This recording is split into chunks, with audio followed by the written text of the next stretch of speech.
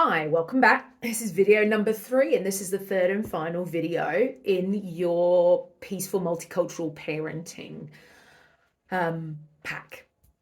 And this one is all about, I hope you've done this, taking all the values that you have chosen and agreed on as a family, and then using them for the basis of some of your parenting decisions, of all of your parenting decisions. Now, I want to be very clear.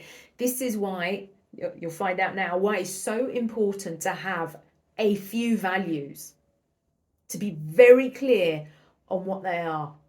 5, maybe even 3. We can go with 5 for now, because the more values you have, okay, the more values you hold dear, things are going to escalate pretty fast, and you'll find out why right now. Here we go. So there are 2 ways to do this. The first way is to think of all of the things that the decisions that you have made as a parent in the last, 6 months. I don't mean every single little one, but maybe things like I have decided that meal times mean that we all sit down together. I have decided that you have to be dressed when you leave the home. I have decided, this isn't necessarily true of my family, although it kind of is actually. I'll give you some examples of mine. I have decided that saying I'm sorry doesn't mean very much without other stuff coming with it. I have decided that you must always wear a helmet when you ride your bike. Things like that, okay? The rules, I guess you might call them, the limits, the rules that you set in your home. So you might make a list of a load of them. You might make a list of the ones that you find the hardest to hold, right? To put in place and then hold.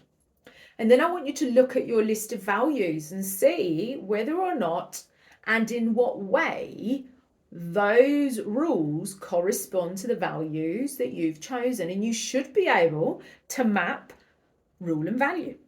And if you can't map rule and value, then the rule is the issue, because the values you have decided, this is it. This is who we are as a family. This is our family identity.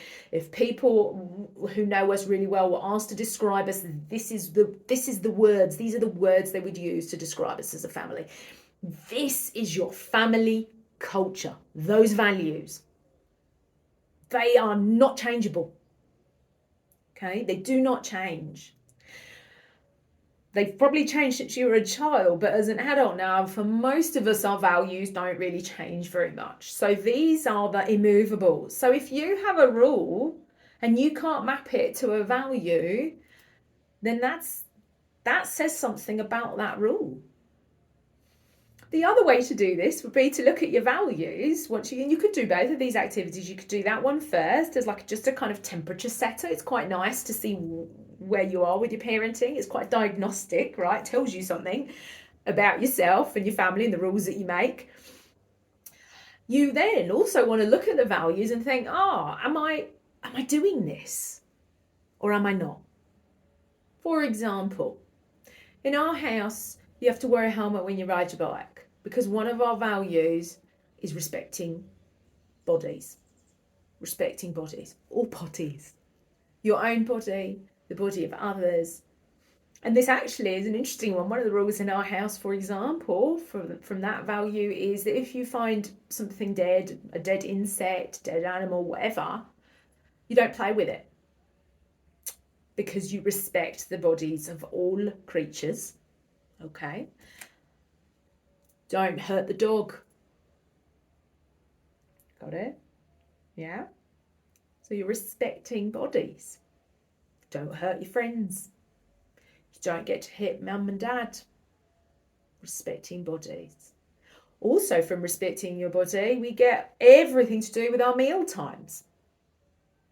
Respect your body, listen to your body, give your body what it needs. Right?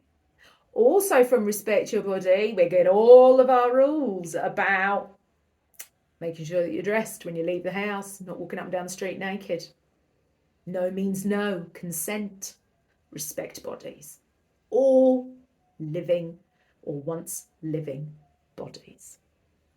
There we go. You could have taken it even further back to respect. Respect could have been your value.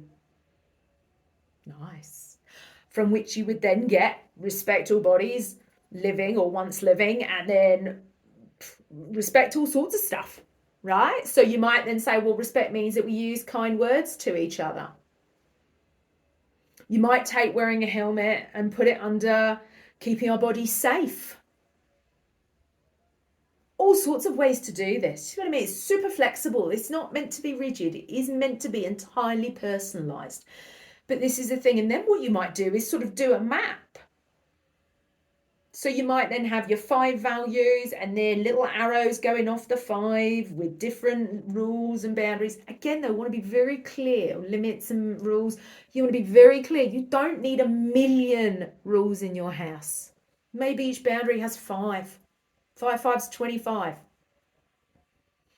Because again, if you are looking at your child and you want them to stop doing something, you do a scan through your mind of which rule this might be. What does this fall under? Which value does this fall under? If you cannot answer that question, maybe this is not something that you need to be saying no to. Okay. This becomes the guide by which you choose the rules in your house. This becomes the guide by which you decide which rules you're going to really hold on to and which ones you're not. This becomes the third point in your family. When your child says, I don't know, why is that so important? I don't want to do it. You can be like, because remember, as a family, for us as a family, respecting bodies of living or once living creatures is important. Done. Okay? So it's difficult to get there, and you will make changes. You may do that, and then in a week you want to come back and talk again about how it's working for you, or you and your parenting partner. Okay. But ideally, the values, if your child is old enough, the values you will have decided as a family together maybe, but the rules, they're yours as a parent because you are the parent. So that conversation, the one that you're going to do now, this is one that you do with your parenting partner, you and them together, not your child. Okay. It's too much. It's overwhelming for children to be asked to come up with their own rules. Unless you're doing that through a collaborative problem solving process, which you can do when kids from 6 and up, but it's problem solving. It's not a rule making process. It would work amazingly well to use your values when you do collaborative problem solving. It gives you a basis, a foundation from which to build.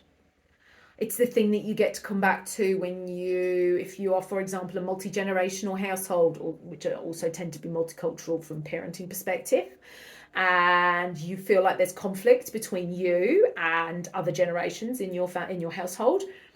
The values is a beautiful thing to come back to, because all generations have values that they hold dear. They may not be the same. God love my parents. We have very different values about some things.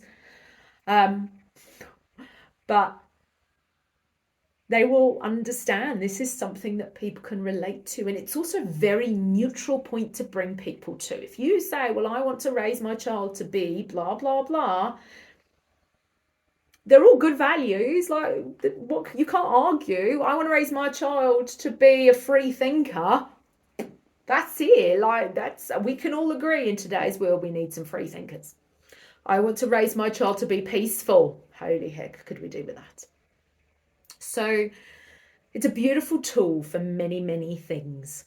And when you get it right, you'll know. Because what will happen is you'll have these rules in your home and you will think, wow, I feel complete peace when I say, that's not going to happen, my friend.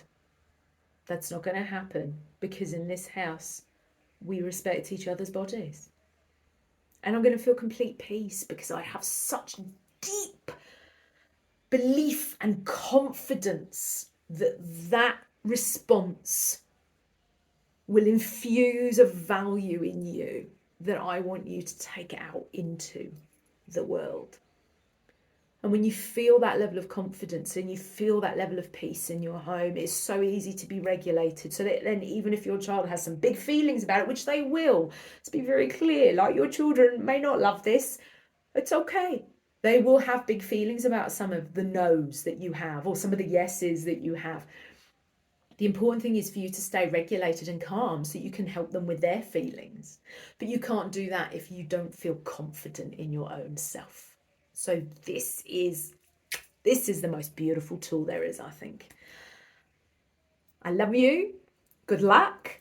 Please message me with how you get on and what you're feeling about the whole thing. You know, reply to the emails, DM me on Instagram, WhatsApp me, whatever. Get in touch. And if you want more of this stuff, I've got group coaching that goes, I've got one-to-one stuff sometimes, I've got workshops that I do in schools sometimes. Like, there is so many different ways to get more of this good stuff. So if you have done the workbook and you have watched these videos and you are like, I want more of this, message me, get in touch with me, and just let's chat. And you know what, even if you don't want more of this, I would love to hear how you get on with this process.